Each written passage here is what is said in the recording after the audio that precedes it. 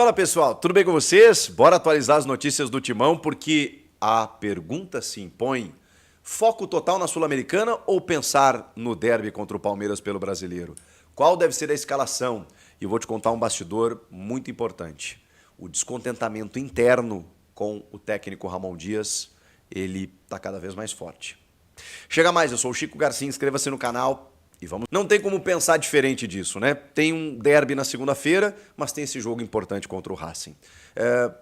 Primeiro eu estou perguntando para vocês, né, o que vocês fariam, o que vocês estão pensando sobre esses dois jogos, mas existe uma informação muito clara, muito estabelecida de que o foco total está nesse jogo contra o Racing. Ramon quer demais essa classificação. Quando eu digo Ramon, eu falo da comissão técnica, eu falo do elenco, eu falo do clube. O clube quer muito chegar na decisão. Depois se pensa no Palmeiras. Ah, mas pode ser que estoure, pode ser que inicialmente, dependendo das circunstâncias do jogo, né, a coisa possa se desenrolar diferente, mas inicialmente o Ramon, preserve algum jogador que estiver mais desgastado. Isso pode acontecer. O Memphis não começar não é uma garantia, tá? Não é uma garantia. Eu acho que o Ramon ainda vai pensar o que fazer nesse sentido. O Yuri vai para o jogo, o André Ramalho vai para o jogo, o Carrilho deve ir para o jogo, o Garro deve ir para o jogo.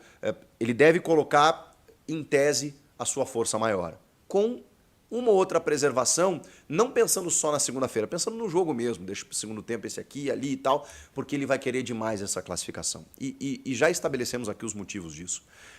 O Ramon jogou a sua honra na entrevista pós-jogo, no jogo da ida, dizendo que nunca perdeu no Euscilindro e que não é agora que ele vai perder.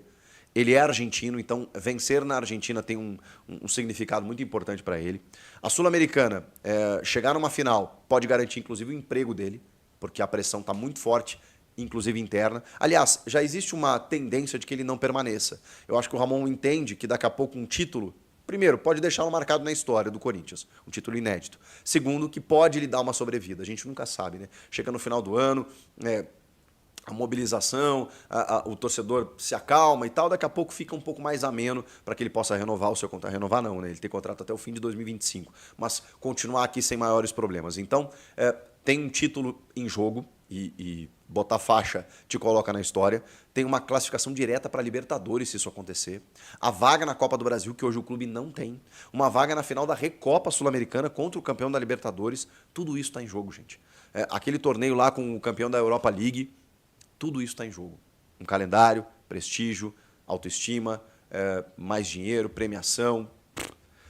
Tudo isso em 90 minutos. Na Argentina, contra o Racing. Para isso, o Corinthians vai ter que vencer a partida. E é claro que o Ramon estabeleceu esse jogo como foco. O Palmeiras ele quer ganhar, o Corinthians está mordido, não vence desde 2021. É um jogo importante para encaminhar a saída definitivamente da ponta de baixo da tabela, mas antes disso tem o Racing e não tem como pensar diferente. Então eu pergunto para vocês, né, o que vocês fariam? Será que o Palmeiras não é mais importante? Mas isso, na verdade, não está em discussão dentro do Corinthians. Mesmo que ele faça uma preservação ou outra por desgaste, e aí sim é a única maneira dele tirar um jogador ou outro desse confronto, porque o foco vai ser esse jogo contra o Racing. Só que eu estou tentando montar essa escalação. O Hugo no gol, tem uma informação de que ele vai com o Fagner e não o Mateuzinho. E aí, eu acho que isso não indica que ele está com o foco no Palmeiras. Eu acho que ele está, sei lá, escolhendo o Fagner por uma questão de experiência, né? E também uma questão tática, né? De você ter um jogador construtor ali pelo lado direito do campo.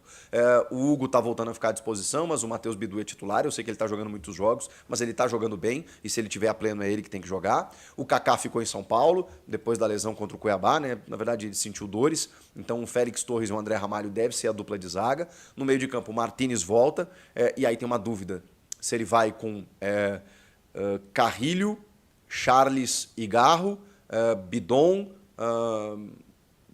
Alex Santana, aí realmente ele tem muitas opções, né? Eu não sei exatamente qual seria esse segundo homem de meio campo do vértice ali pelo lado esquerdo.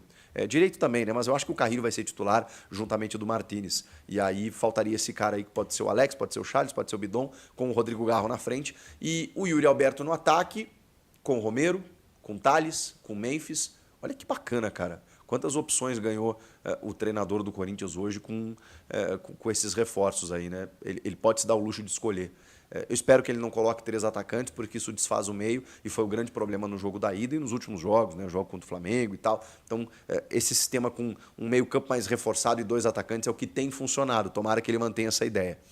Diante disso, o Corinthians, né, recebe de volta o Martínez e o Yuri, que cumpriram suspensão, e tem essas possibilidades aí. Será que ele deixa um pouquinho mais descansando para pensar no Palmeiras e tal? Enfim, o foco total no Racing pela Sul-Americana. Nos bastidores, depois da vitória sobre o Cuiabá, que a Corinthians TV exibiu, a gente pôde perceber alguns líderes do elenco se manifestando. E aí é muito legal, né? Porque esses vídeos nos dão a possibilidade de ver coisas que a gente não tem acesso, que são essas questões intramuros, né? Quem que fala mais, quem que tem um perfil mais de liderança. Vemos o Fagner, né, como o último remanescente, né, de um Corinthians já de outros anos, puxando bastante a palavra, dizendo né, que era o jogo para sair da zona do rebaixamento e tal. Quem faz isso também é Romero. Romero usando palavras fortes, palavrões, dizendo vamos sair dessa merda e não vamos mais voltar. Hoje é o jogo, hoje é o dia. O Romero não é um titular, mas ele é um cara muito respeitado lá dentro. E é por isso que muitas vezes, quando ele não vai bem e tal, ele continua tendo sequência.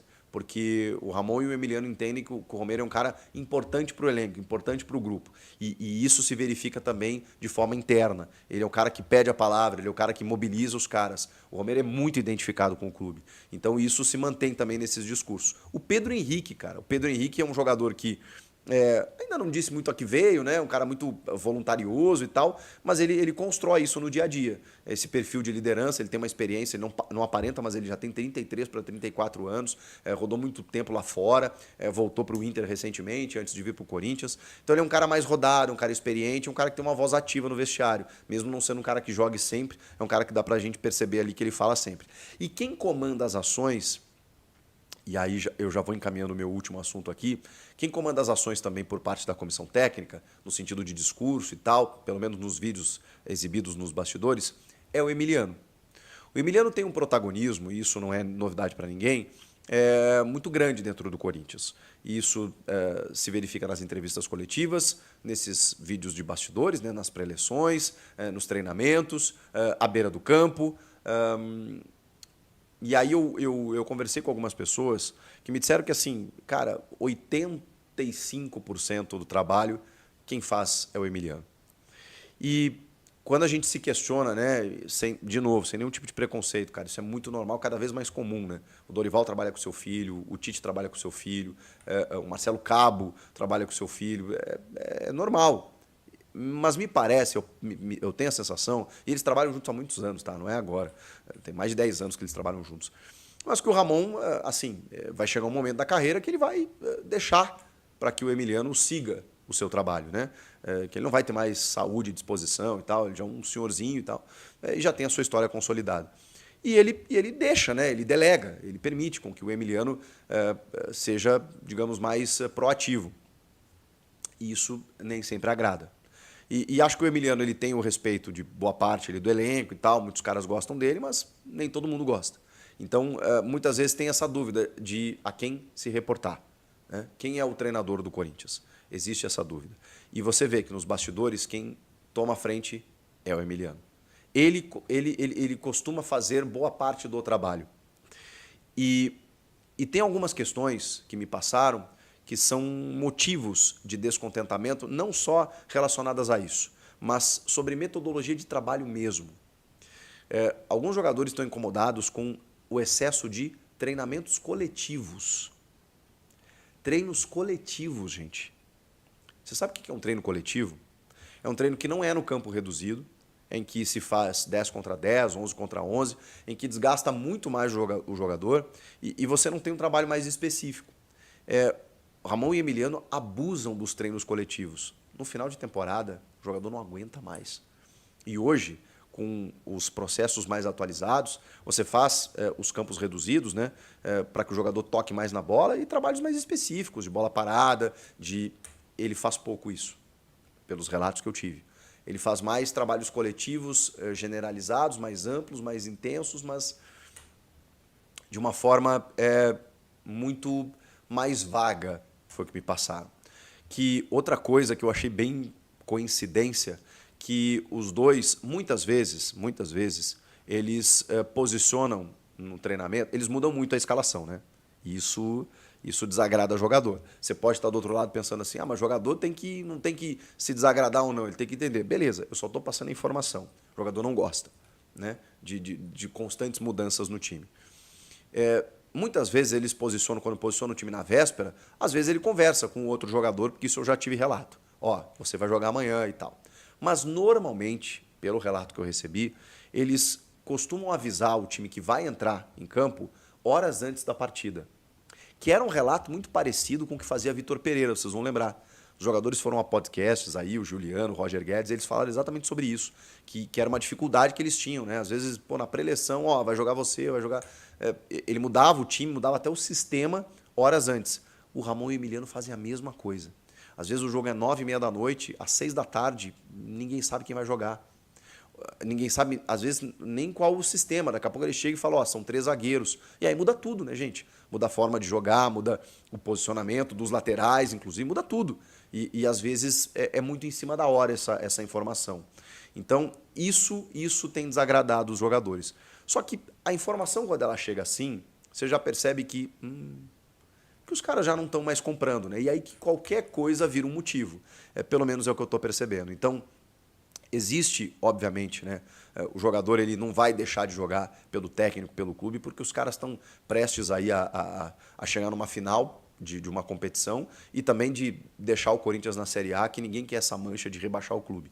Então, eles não vão comprar briga com o técnico, não é isso. Ninguém vai derrubar o Ramon, não é isso. É só um somatório de outras informações que já vieram à tona, de jogadores descontentes com escalações ou escolhas, ou prioridade a estrangeiros. Essas notícias já vazaram. As que eu recebi recentemente, elas dão conta de descontentamentos com metodologias mesmo, do dia a dia. E isso, obviamente, vai resultando num afastamento para que o Ramon permaneça na temporada que vem. Pode ser que ganhando um título, o Augusto Melo ligue o F lá e digo, não, ele vai ficar e está acabado, e que a torcida compre o barulho e ele tenha respaldo. Mas quando o elenco começa a não validar certas decisões, e aí tem toda essa questão do Ramon e do Emiliano tomar muito à frente do Ramon, o jogador não aceita muito bem isso, enfim. Estou passando para vocês aqui o que eu recebi para dizer para vocês que existe uma tendência da não permanência cada vez mais do Ramon ao final da temporada.